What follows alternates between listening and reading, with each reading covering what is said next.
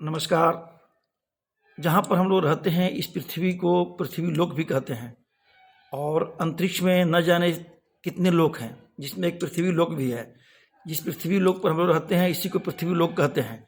इस पृथ्वी लोक के एक कोने में यहाँ से हजारों किलोमीटर दूर दो देश आपस में युद्ध कर रहा है। करीब 24 फरवरी 2022 से यह युद्ध रसिया और यूक्रेन में आपस में विध्वंसक युद्ध लगातार उस दिन से चालू है।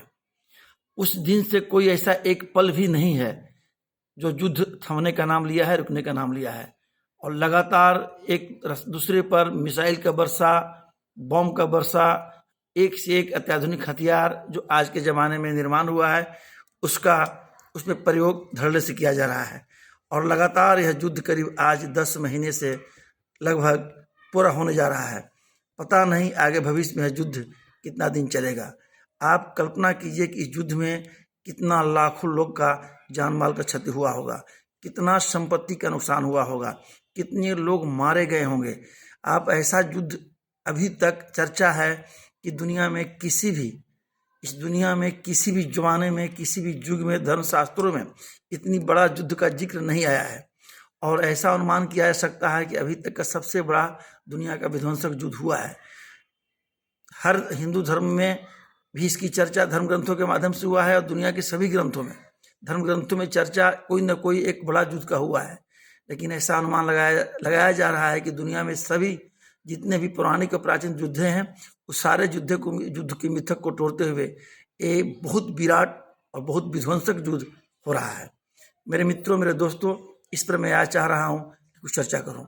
मेरे दिल और दिमाग में इस तरह की बात आई तो मैं सोचा कि आपके बीच में इसको शेयर करूं या आपके तक इस समाचार को पहुंचाऊं।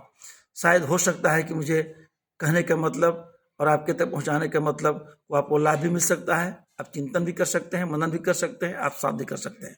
तो मेरे मित्रों, यहाँ से हजारों किलोमीटर दूर इसी पृथ्वी लोक के किसी कोने में रसिया और यूक्रेन एक दूसरे के जाने दुश्मन बना हुआ है। और लगातार अगर रसिया को मान लिया जाए तो यूक्रेन जैसे मुल्क को तबाह कर चुका है। और जिस तबाही में लाखों लाख लोग मारे गए हैं और लाखों लाख लोग का जीवन चला गया और लाखों लोग वहाँ किसी तरह अपने जीवन गुजारने के लिए मजबूर हैं। मेरे मित्रों, आप कल्पना करेंगे कि जो लोग इस धरती का सबसे खूबसूरत मुल्क के रूप में रसिया और यूक्रेन को लोग जाना जाता था, अगर इस धरती लोक पर, पृथ्वी लोक पर दो चार ऐसे मुल्क हैं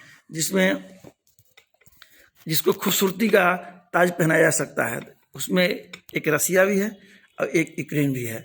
और सबसे खूबसूरत राष्ट्र आपस में झगड़ रहा है, आपस में लड़ रहा है।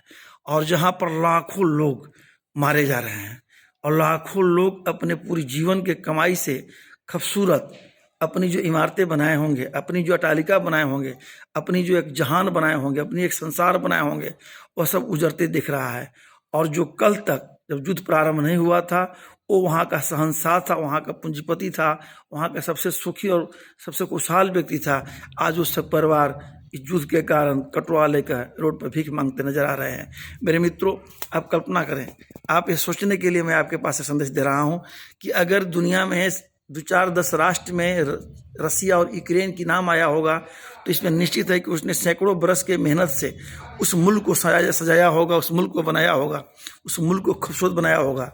हम तो ऐसा कल्पना करते हैं कि जितना खूबसूरत रसिया और यूक्रेन था उसका एक पसंगा में भी भारत का जगह नहीं आ सकता है।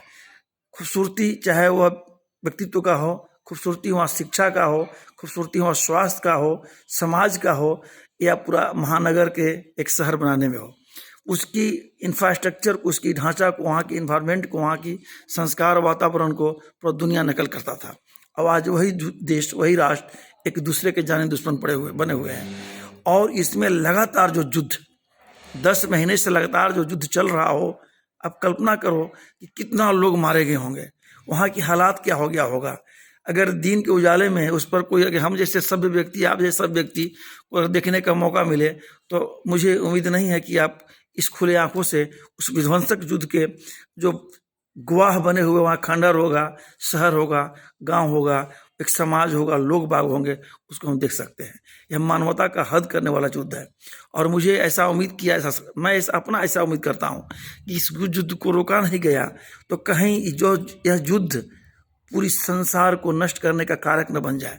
इसी युद्ध के कारण पूरा पृथ्वी लोक तबाह न हो जाए। इसी युद्ध के कारण यह संसार, जिस संसार में हम लोग रहते हैं, जिसमें सैकड़ों राष्ट्र है, 200 से ऊपर इस संसार में देश है, कहीं तंगो तबाह न हो जाए या विध्वंस न हो जाए। अब कल्पना करेंगे कि जब 6 अगस्त 1945 को अमेरिका जापान के 2 शहर पर, नागासाकी, हिरोशिमा पर जब एटम बम का प्रयोग किया था, तो हम ऐसा उम्मीद करते हैं कि यह पृथ्वी के रचने के बाद, पृथ्वी की संरचना होने के बाद, दुनिया को रचने के बाद, दुनिया के बनाने के बाद यह पहला बम था जो हिरोशिमा और नागासाकी में प्रयोग किया गया था। तो आप वहाँ का इतिहास, वहाँ का चर्चा आप किसी न किसी रूप में पढ़ते होंगे, अनुभव किए होंगे। उस समय आज के 60-70 साल पहले न इतना विज्ञान थी, न इतनी टेक्नोलॉजी था, न ऐसे हथियार खतरनाक बने हुए थे। और तब जाकर वह एटम बम से नागासाकी, हिरोशिमा आज तक उस जख्म को भर नहीं पाया, और जो एक इतिहास में काले अध्याय के रूप में जाना जाता है। और फिर कहीं ना कहीं मुझे डर इस बात का है कि उस घटना का पुनरावृत्ति या दोहराने का ऐसा परिस्थिति ना आ जाए दुनिया में कि यूक्रेन और रसिया आपस में लड़कर वह विध्वंसक परमाणु बम वही लोग प्रयोग करते। हम आपके माध्यम से या यूट्यूब के चैनल के माध्यम से जो लोग आप हमारे समाचार को, हमारे चैनल को देखते होंगे, वहाँ तक यह समाचार पहुँचाने का मकसद है कि अगर देश और दुनिया, यह संदेश हमारा अगर बिहार राज्य से निकलकर भारत के सभी राज्यों के लोगों के अगर आपके यहाँ तक पहुँचे, देश से निकलकर विदेशों तक पहुँचे, तो सभी लोग से मैं अपील यही करना चाहूँगा कि पूरी दुनिया के सैकड़ों मुल्क के प्रधानाध्यक्ष, राष्ट्राध्यक्ष, यह इतनी बड़ी विभत्स घटना, इतनी बड़ी विध्वंसक युद्ध को लोग मुख्य दर्शक बनकर, गवाह बनकर देख रहे हैं। अब ऐसे एक्शन की जरूरत नहीं है। अगर 2 मुल्क आपस में लड़कर, झगड़ कर, कट कर मर रहा है, और जिसका खमियाजा उस मुल्क के हजारों लाखों लोग नहीं, करोड़ों लोग भुगत रहे हैं, कितने लोग मारे जा चुके होंगे, शहर के शहर बर्बाद हो चुका होगा, बच्चे के बच्चे मारे गए, बूढ़े मारे गए, परिवार मारे गए, सारा खूबसूरत बनाए हुए परिवार को एक बम से उड़ा दिया गया इस युद्ध के कारण। क्योंकि युद्ध में तो एक दूसरे के लोग जाने दुश्मन हो जाते हैं। तो उस विध्वंसक सीन को, उस दृश्य को रोकने के लिए हम अपील करना चाहूँगा पूरी दुनिया के सभी देश के राष्ट्राध्यक्ष, प्रधानमंत्रियों से कि आप लोग कठोर कदम उठाते हुए ये दोनों देश के युद्ध को रोकने का काम करें। ऐसे भी कहा गया है कि 2 व्यक्ति लड़ते हैं तो लोग उसको अगर झगड़ा को नहीं छोड़ाएंगे, तीसरा व्यक्ति जा करके, थर्ड पर्सन उसमें अगर इंटरसेप्ट नहीं करते हैं, उसमें एक्शन नहीं लेते हैं, तो छोटी से छोटी युद्ध भी बहुत बड़ी युद्ध बन जाता है। तो अगर रसिया और यूक्रेन आपस में लड़ रहा है, कारण जो भी हो, युद्ध का कारण हम नहीं जानना चाहते हैं, न आपको बताना चाहता हूँ। युद्ध विध्वंस का कारण होता है, युद्ध सर्वनाश का कारण होता है, और युद्ध से किसी को आज तक उन्नति नहीं मिली है, और युद्ध से कोई लाभ नहीं मिला है। अगर 2 देश इसको लड़कर और अंततोगत्वा कोई एक राष्ट्र अगर जीतेगा तो क्या मिलेगा? हमको तो लगता है कि महाभारत का युद्ध, भारत में बहुत जोरों की चर्चा होती है, रामायण में राम और रावण का युद्ध, और कभी हर धर्म ग्रंथों में इस तरह का विध्वंसक युद्ध का चर्चा आया है। युद्ध के बाद कुछ नहीं मिलता है, युद्ध सर्वनाश का कारण हो जाता है, और अंतोगत्वा एक पक्ष समूल नष्ट हो जाती है एक पक्ष का, तो दूसरा पक्ष अगर उसमें कुछ बचा होगा तो विजेता बनता है। लेकिन आपके परिणाम के रूप में, रिजल्ट के रूप में आपके हाथ कुछ भी नहीं लगता है। इसलिए देश के नहीं, पूरे दुनिया के सभी देशों से मेरी अपील है कि जो बुद्धिजीवी देश होंगे, बुद्धिमान देश होंगे, दुनिया की ऐसे बहुत से देश हैं जो इस मुल्क को नहीं, अपने अपने मुल्कों के लिए आप नहीं सोचते होंगे, पूरी दुनिया के बारे में आप सोचें। अगर पूरी दुनिया को बचाना चाहते हैं, पूरी संसार को बचाना चाहते हैं, सृष्टि को बचाना चाहते हैं, तो मैं दुनिया की सभी मुल्कों से मैं अपील करता हूँ कि जिसमें जो क्षमता अगर है आप में, तो आप आगे बढ़कर इस युद्ध को रोकने का काम करें। इस युद्ध को अगर आप रोकने में सफल होते हैं, एक नई संसार को रचने में आपका जरूर उसकी अध्याय में चर्चा आपकी आएगी, आपका नाम सोने के कलमों से लिखा जाएगा। मेरे मित्रों, 10 महीने के लगभग यह युद्ध का हो गया, और इसे नहीं रोका गया तो हमें लगता है कि 10 महीने से लगातार टेलीविज़न के माध्यम से युद्ध पर आप भी नज़र डाले होंगे, हम भी नज़र लगातार डाल रहा हूँ।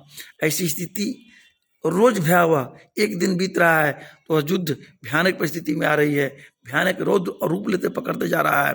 और एक से एक दुनिया की मिसाइलें, एक से एक हथियार, एक से एक अस्त्र शस्त्र का इस्तेमाल इस युद्ध में धड़ल्ले से हो रहा है।